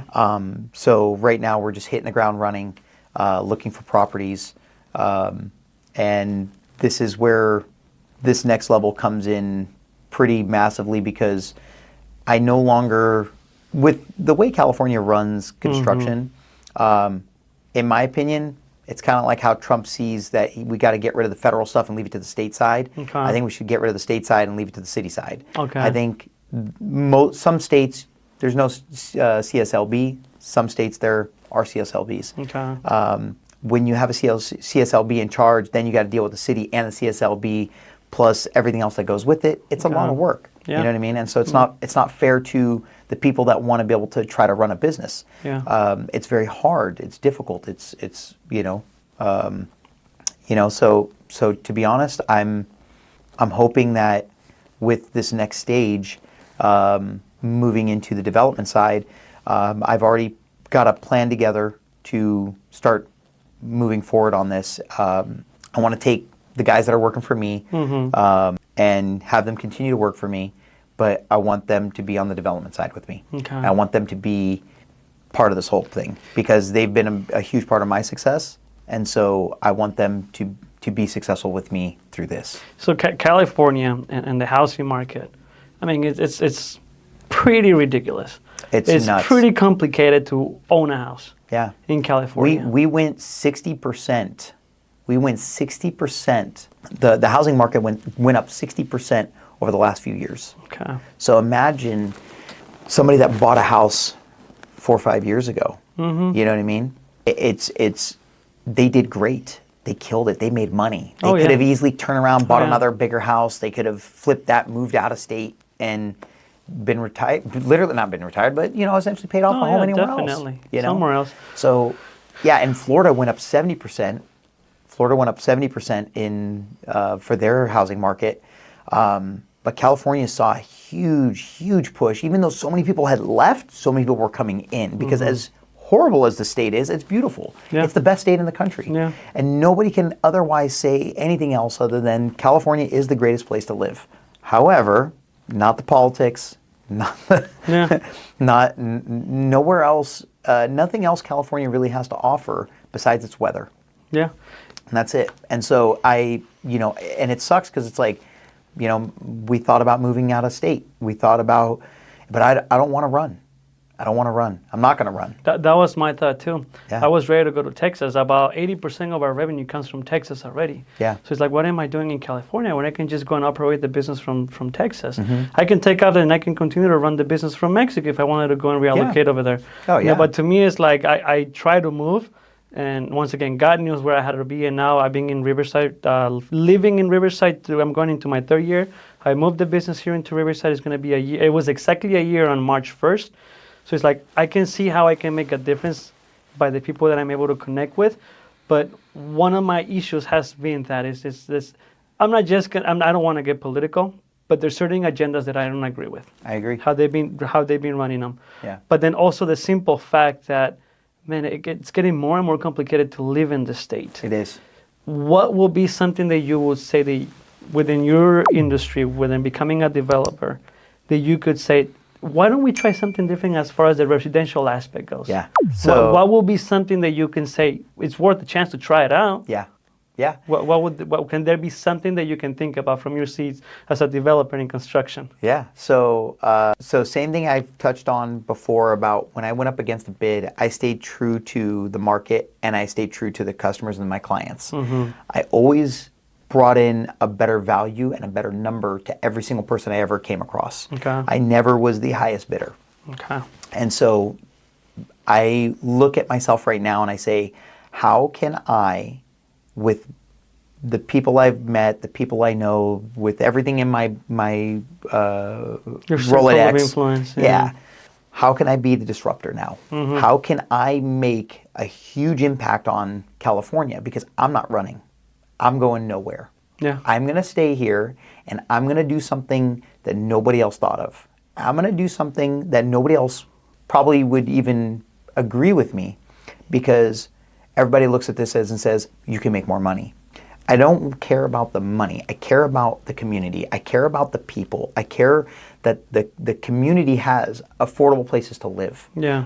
My children, your children's children will never be able to afford a house in Southern California. Riverside, even by the time our kids get to 25 years old, 30 years old, enough to be able to afford to buy a home, it's going to be $2 million out here. The market's going to be at least 1.7. Oh, yeah. and we're not talking up in Orange Crest. We're talking... Yeah, just your average, 3-bed, 2-bath, 1,500 square foot home is going to be $1.7 million. Yeah. I live in a neighborhood currently that, we bought at a very low number, and now it's doing very well. And you're going... Blessed. Yeah, yeah. And so you're looking at this and going, well, how do you know where to buy? How do you know what city? How do you know what market? You know, and we're all being forced to go inland yeah. where nobody wants to go because it's hot. It's not the greatest neighborhoods, maybe, you know. So how do I figure out how to be the disruptor? Well, right now, the part of the process that I'm working on is building affordable multi-generational housing, where the housing market crisis that we have revolves around not having enough properties. So where does everybody go to? They get rid of the commercial properties and they build apartment complexes. So they're building 5-6 story units, and they're just putting everybody in together like they do in New York. And that's what Southern California is starting to do. And honestly, it's not what my vision of the housing market fix is. Yeah. My vision is being able to say, hey, listen, here's your house. Here's the ability to have not just your home, but also to have your multi-generational families living under one household where it's big enough, and have the space on the lot to be able to have, 2 homes where you can either have your family with you or make passive income, and you can rent that out, and you can separate that parcel and sell that off. Okay. Because with the housing crisis right now, the ADUs are one of the biggest things that you can separate the parcel in your backyard and sell that ADU.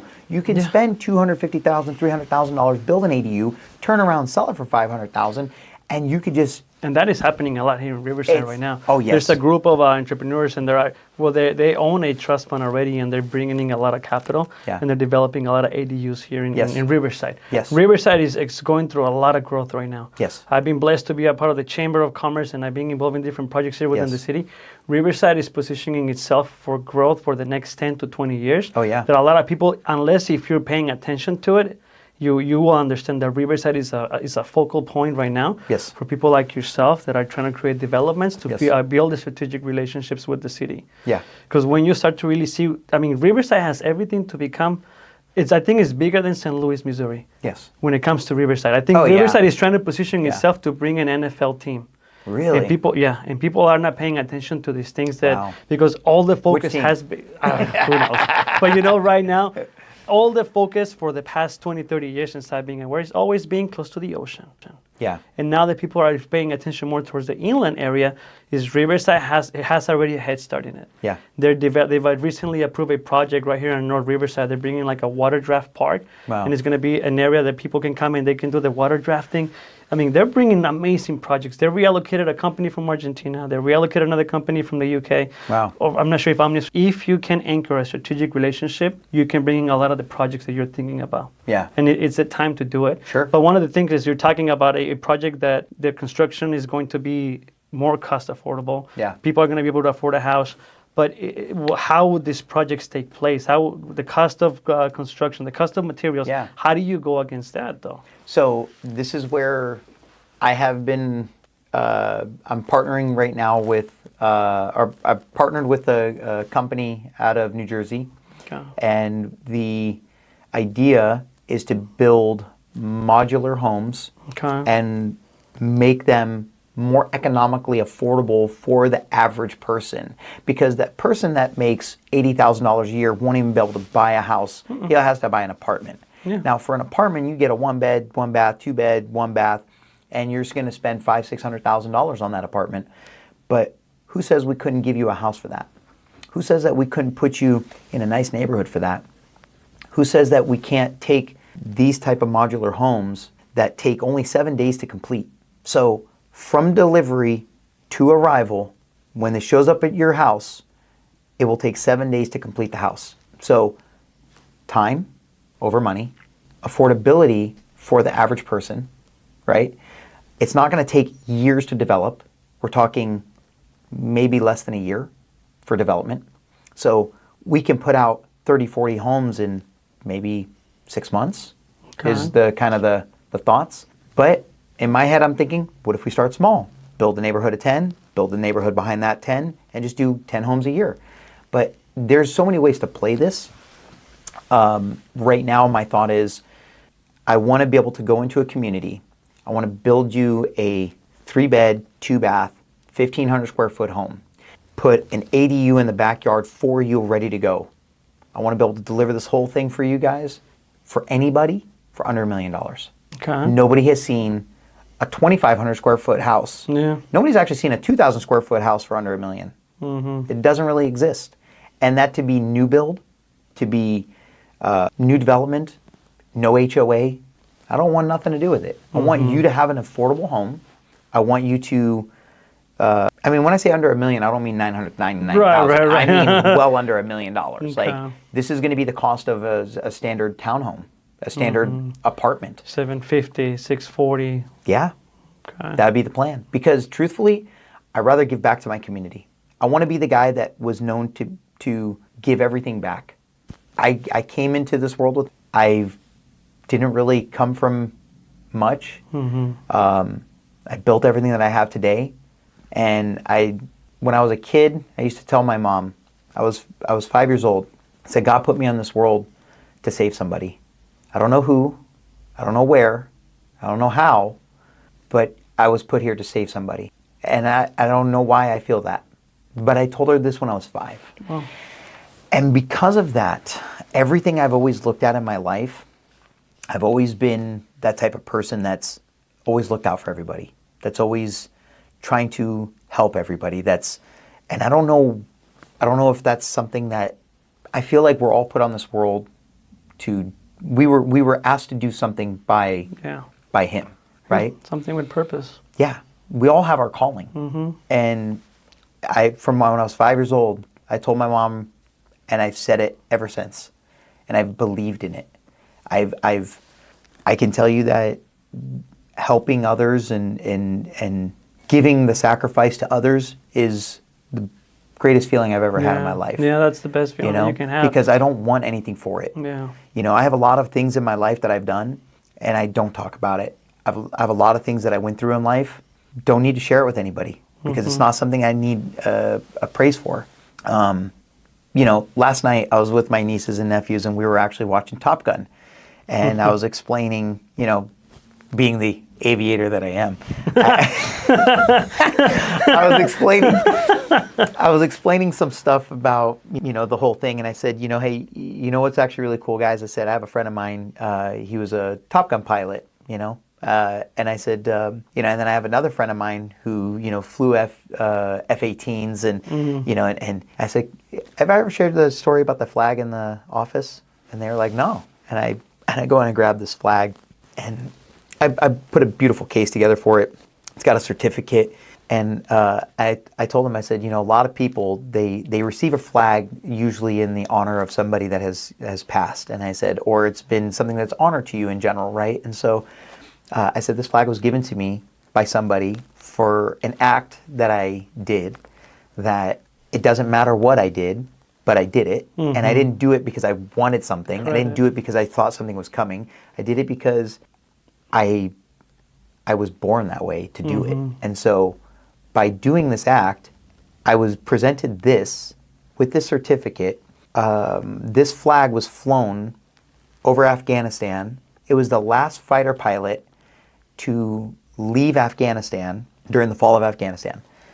He was the last fighter pilot to leave Afghanistan and flew that flag in my honor. And when he sent me a message, he goes, hey man, I wanna meet you up when I'm in town. I said, okay. He's like, I got something for you. I was like, what could this be? I was like, I know who you are. I was like, I know, what you do. I was like, I don't know why you would bring me a gift. And so when he brought me that gift, it brought me to tears. It was the greatest gift I ever received by anybody. Minus my kids, my wife, and, the whole other stuff you're supposed to say. Disclosure. Yeah. So, but to receive that, I didn't do that thinking this was going to happen. I didn't do that because somebody told me, hey, if you do this, you're going to get this. And it's like, I have this really amazing memorabilia that for the rest of my life, I will always look back and think of how I will honor that flag and how I will honor him and what I did. And I will continue to keep doing that no matter what, when nobody's looking. I do the work when nobody's looking. Yeah. I do the things that when nobody sees you do, I'm doing it. Yeah. To me, when I shared that with them, I didn't tell them. I've had friends come up and they go, what's this? And I was like, oh, as a gift. And they're like, were you a fighter pilot? I was like, nope. They're like, were you in the military? Nope. CIA? Nope. Nobody can figure out what it is. That was my wife. Yeah, that was my wife. She's the CIA. And but this is one of the most precious things that I cherish. Wow. And it reminds me who I am. It reminds me what I do. It reminds me of what I need to be for my kids and for my community. I've been in my community for jiu-jitsu for 10 years. I've given back so much. I've donated scholarships. Awesome. I've given over 50 scholarships between women that were victims of human trafficking to children that were victims of human trafficking, for kids that were physically, sexually abused, to parents that were drug addicts, to people that are in low-income housing. And I've done a lot of countless hours just pouring into these communities, trying to help them, using jiu-jitsu as a catalyst. And I never talk about it. You just do it. I just do it because if I don't, who will? And that's why God has blessed you with what you have. Because when you do those things without trying to seek the attention of the public, He will reward you behind doors. And that is a biblical principle right there. Yeah, and that's and to me, I started something recently as well. I'm hoping to maybe have completed in the next couple months. I started writing a book, and it's about a black belt's mindset, and talks about failure and how we use failure to be successful, and how we have to learn how to go and go through failure, and because as a black belt, you will fail millions of times. Right. You will see the clock against you. You will see the opponent being bigger, better, faster, stronger, more experienced, everything. The referee could be his friend, and you could put in all this work and still come up short. Yeah. And so this is something that I've been working on, because it's not that I want to tell my story, but I want to explain how I use jiu-jitsu as my catalyst to propel me, because it's the mindset that I've developed through jiu-jitsu to be mentally tough, to persevere through whatever life gives me, whether it's life, business, family. When somebody told me, oh, you wait till you have kids, it's going to be so hard. My first kid, a walk in the park. It was a breeze. And I said, if you think having a kid's hard, jiu-jitsu's harder. You should see. Because honestly, to me, jiu-jitsu was way harder than my firstborn. My second one, it's tough. It's a lot tougher. Yeah. But what I have developed over years, I use that same mindset that you won't break me. You will not bend me. You will not even move me, because I'm forged in a mindset of years of being broken, that I have built myself to this level that I think calmer. I think more thoroughly through the process versus just acting and reacting. And reacting towards everything. So a lot of people, I would say, they go through business, they go through life, they go through family, and they just make sudden, immediate decisions, and they don't think about and it's all emotionally based. Right? Or we make motivational changes in our life, but the motivation is actually the one of the biggest failures, because the motivation eventually stops. Yeah, exactly. And you achieve your six-pack abs, and now you just got to maintain. But now what the question is maintenance, or maintaining that six-pack. It actually comes back to something completely different that's not motivation. Yeah, I think to another way, for example, I never did jiu-jitsu. I did karate. I got to yellow belt and I was done. But is how do you translate that message to somebody who hasn't gone through what you've been through? Yeah. At the end of the day, to me, is you go from being goal-oriented to having a purpose to life, purpose-oriented. To me, my purpose is to leave a legacy for my family. Correct. My legacy for my family, it's not the business. I agree. Because the business is what I was put in this earth, and this is the ability that I have the opportunity to run these businesses, okay? But I didn't do them for my daughters. I'm doing this because I'm being selfish. It's what I've always wanted to do. Correct. But what am I leaving behind for my daughters is, in my end, is living the story of everything that I've been doing. If I look back and if I had the opportunity to see videos of my dad, who my dad was when he was my age, what did my dad do when he was 18? When he was from his 18s to his 28s, from his 28s to his 38s, who was my dad? I have no idea. Yeah. But now I'm trying to put, the reason why I do this podcast and why I do so much content is not to go viral, is to leave a library behind for my daughters. Oh yeah. This is the true reason why I started to do content, because when I'm gone, there's going to be so much content they can go back to and they can see it. They can listen, they can hear look you, at it, they can hear my voice. Yeah. You think about all the actors that have love passed it. away, all the singers that have passed away, you still hear their songs. Yes. And that's the way that this is the ability that we all have to do this, is to record what we do through life. It's not creating content, it's simply documenting what I've been doing through my life. I love it. And I've been doing this for 2 years. Now, doors are opening up, relationships are coming through it. People obviously consume content. But the biggest legacy that I can leave for my family, one is, you got to know Jesus. Yeah. My 7-year-old and my 3-year-old daughters, they're praying, they're talking to Jesus. I'm like, to me, it's like, I'm done. Yeah. This is perfect. Yeah. If he will take me today, which I hope not, I hope he gives me more time to be able to keep on doing what I'm doing. But my daughters, I can tell you, they know Jesus. They know who God is. Yeah. I'm happy. Yeah. My mission has been done. Yeah. But then I still have the opportunity, I'm a businessman. I'm placing the businesses in a trust. There's a protocol that if something happens to me, whether I want to leave this or not, it's already there. Yeah, 100%. You know, God wants us to build wealth. He doesn't want us to be poor. God wants us, even though people sometimes think about, that's not what Jesus came and he did. But you look at the Bible. It shows you how to manage wealth. Yes. God wants you to prosper. Yes. But he wants you to use the prosperity that he's brought to us. It's not for the wrongdoing. And it's not about that. But he wants us to prosper. He does. And we have the ability to do these things. But the biggest thing to me is like, this is how I did it. Go back, and when I'm gone, look at these videos. Yeah. And there's a story to tell. Yeah. And that is my story, because the reason I wanted to becoming a pilot, it was what I wanted to do. Yeah. Is all of the things that I did that brought me that pleasure, is like, it became secondary. Mm-hmm. I stopped having a lot of hobbies. My hobbies now become going to church with my daughters, going for long walks and have my own time. Yeah. I don't have hobbies anymore. If anything, I started to play pickleball. But I mean, it's like, it's something that it gives me time to be with my family, but this to me is what I've enjoyed to do, is recording everything that I am doing. I love it. And sharing the story as much as I can, knowing that it's going to be there. Yeah. That is the greatest legacy that I can leave behind. Absolutely. Man, honestly. Absolutely. I love it. I love it. I love what you're doing.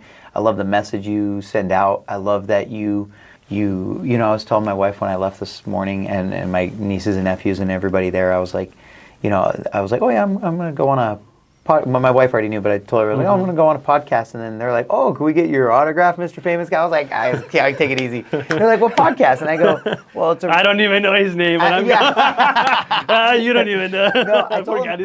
No, I actually told him, I said, it's actually a really, really amazing podcast. I said, this guy actually promotes faith and business, and how he uses his faith to help other people with his business strategies, and how faith has helped him with his business, and so it's going to be a conversation of both. Mm-hmm. And I told him, I said, which I really like, because there's people that they want to do a podcast with you, but maybe I don't see eye to eye with them on other things in life. Yeah. And that's okay. You don't have to. But I love what you're promoting. I love what you're doing. I love the message. Thank you. Because it's not necessarily even just like a business conversation. Sometimes I see you having, faith-based conversations, which I love.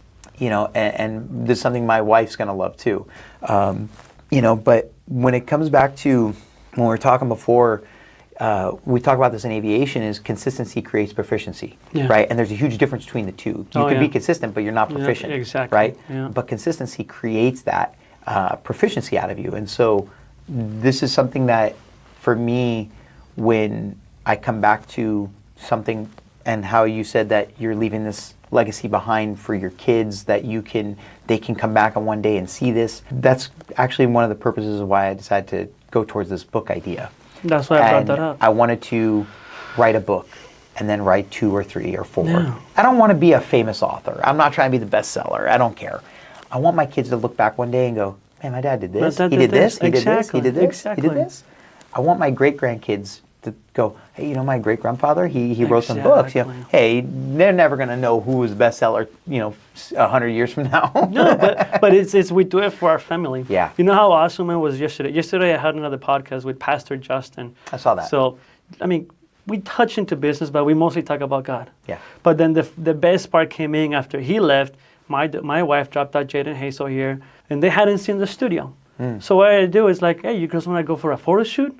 What are you talking about, Dad? So I set it all up. I turned the lights off. I did the whole thing, and hey, come inside. That's so cool. They walked in and they're like, wow, like they get all excited, and then I do a little photo shoot. I'll show you the pictures when we're done. But see, like these are the things that I didn't grow up with. But this is the opportunity that, once again, God has brought this opportunity for me to do these things. Yeah. And what a great legacy for my daughters, and to say like, whoa, same thing like you just said, my dad did all these things. Yeah. And even though they look at my content and they're like, oh, Dad, you're again, and like, and they don't even pay attention to the content, but at some point they will. Yeah. And to me, it's not about I do want to touch people.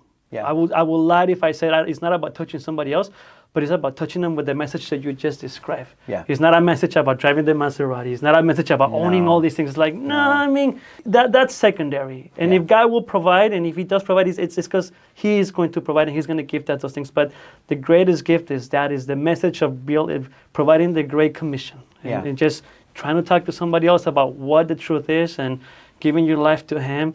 And through it, it's the business came for me through the business. You know, He created the platform. Yes. You know, so it's like, I agree. now I'm using the platform for Him. Yeah. It's not just using the platform for me to keep on making more money, even though somehow He continues to bless us. And I'm like, well, thank you. And, thank you. And I hear you tell me all these things, how you've done the scholarships and all these things that you've done. It's like, that's something that I want to do. I've always talked about doing things like that. Yeah. But, you know, there's stages. There's time to do certain things. Yeah. But at the end of the day, it's not about the money for me. No.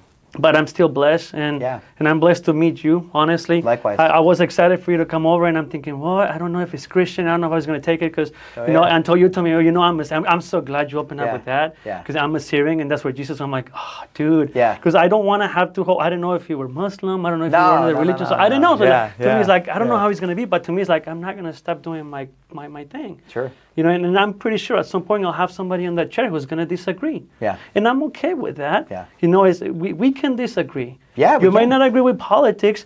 You may not agree with a certain agenda, certain colors, but yet we still have to some way be around it and not fight it. Yep. Well, why do I need to be quiet about what my faith is? Correct. You know, and you may not agree with it, but the best part here is like, well, I'm planting the seed. Correct. You let Him come and do the work. Correct. As long as nobody who knows Jiu-Jitsu wants to put me in a headlock and then like, that's you don't I don't want that. Yeah. I don't want to go with a black belt. You know? But no, brother. Honestly, I'm so grateful you came. Yeah. Thank you for having me. I'm so grateful to get to know you, and I can tell that everything that you said, all those words that came out of your mouth, is you're not just saying them to say them. It's really who you are. Thank you. And it's not all the time that you get to talk to somebody who's genuine and you sense that there's something behind them. Yeah. And honestly, how long have we been going, dude? It's probably an hour and a half. And it doesn't feel like that. No, it doesn't. Honestly. It feels much quicker. Yeah. So. Yeah. No, man, I appreciate everything. I appreciate you, man. I really do. I love what you're doing. I hope to actually even work with you. You know, that's actually one of the big reasons why me coming up here was kind of like a big thing, because I also wanted to get time to chat with you and learn from you, because I believe that in life and business, I don't think anybody's above anybody else, and I think there's a lot that we can share with each other, and if there's something that you can help me with, I'm all ears, because I don't believe I have the best answer to everything. I believe that I'm always out searching for the best answers. And I'm the same way, man. I know I can learn a lot from you. Obviously, I always talk about this. I didn't graduate from college. I didn't. I went to college and I studied music, something completely different from what I'm drums. Oh, I'm a drummer. I remember that. I remember we talked about it. That's right. So that's what I went to school for. That's what I play. Yeah. But it's not my life anymore. But one of the things that I do know is, I identify with the year of 2016, which is the year that I started my business. Yeah. So I'm about to be a decade into it. Wow. You know, it's that I've learned some things, but there's always something that I can learn from other people. Yes. And people that have been in business longer than I have, and people that have the results that I don't have yet. Correct. And his understanding is, well, how do you get there? What do you have to structure to be able to get there? Yes. You know, and that to me is, I have a lot of questions that I want to ask you. Yeah. There's a couple of things that are behind cameras that I'm going to try to open up some doors. I'm going to go and knock on some of the doors that I already know. That. And if something can happen out of it, man, that would be amazing. Just to say, it's like, hey, I was able to be a part of at least opening up a door, and without expecting anything in return. Yeah. Like, you know, it's not about that. I'm blessed with what I have, and if I can somehow help, but it's not just about you, because now your vision is helping other people that can't afford housing. Yeah. You know, so it goes on and beyond doing something without expecting anything. Yeah. And that's always been me. Yeah. And a lot of the times I get the short end of the stick, but I'm okay with it. Yeah. Because at the end of the day, it always comes back around. I agree. You know, actually, I'll tell you where this came from for me. My father, he's got a real soft spot for the homeless, okay? He has always had this vision of building, a homeless shelter that would help the homeless people not just come stay and have a roof over their heads, but it would be something for them to be able to work back into society, give them jobs, make essentially a town for them. Now, the way he personally feels about helping and giving, and I mean, he's the most selfless person when it comes to giving. He loves to help anybody. I mean, I'll tell you what, he would work for free. He would literally work for free. I can tell you so many times where he goes and does a job and he's like, oh, yeah, did it. They didn't pay. It's fine. He's like, I'm happy. I'm like, what? You didn't get paid? And it's like, there were so many times where I saw this and I was like looking back into this and I'm just like, Dad, like, you know, why are you, he's like, they needed it more than I did. And I was like, man. So then, and that's something that, you know, as being younger, I didn't realize how much he gave back to the people. And so he's always had this vision of helping, and that became part of my vision. And granted, the whole homeless epidemic that we have in California, I don't think there's a cure for it. I don't think there's a stop or a resolution. I think there's a lot of ideas. I don't think you'll stop it. I think a lot of people have great ideas about it. I think because there's people that just want to be homeless. They're not on drugs. They're not. Yes, but sorry to interrupt you, but there's also an agenda that is being profiting from the homeless agenda. Yes. And that is the bad thing. Yes, I agree. Like homelessness is always going to be around us. Exactly. It's never going to go away. Exactly. You know, we're always going to have that, but it's not right when there's certain sectors that are trying to profit from it. Correct. And not only that, then there's people being paid to be homeless and saying, hey, listen, you're going to get more money being homeless than doing anything else. Yeah. But all the money that's being funded back through these organizations, and they don't actually give it to the homeless people, is the most corrupt. That is where the line has to be drawn. And that's where I hope this whole Doge team comes in and wrecks shop, because there's too much out there. But that's probably for another conversation. That will be for another conversation. Yeah. We're going to have a second one. Yeah, I would love to. We really do. I would love that. Yeah. But for the time now, for all the community out here, Jason Yousef, my man, it's been a pleasure talking to you, getting to know you. This podcast is sponsored by Leto Financial. This wouldn't be able to happen if we didn't have the blessing of this company to be able to be here today. And yourself, my brother, I would like to invite you on April 3rd for the Mixing Knowledge event, the Mixing Knowledge community. At some point, I would love for you to be a speaker. Yeah. We do these events every 3 months. So on this event, we have, we're going to talk about AI for business. We're going to talk about cash flow for business, using social media, but converting them into actual leads, and how to build a sustainable business, having the clarity. Love it. It's going to be on Thursday from 5 to 9 o'clock. Love it. But I'm making you the invitation. I would love to have you as a speaker, man, and share, because you're an amazing CEO, dude. You figured it out. Thank you. You've understood how to grow a business. Thank you. And this is what people need to hear: is how do I grow a business from somebody who we don't have a social media presence. Let's face it. It's compared to what other people have, 60, 80, 100,000. Like, I don't have that. I don't have that.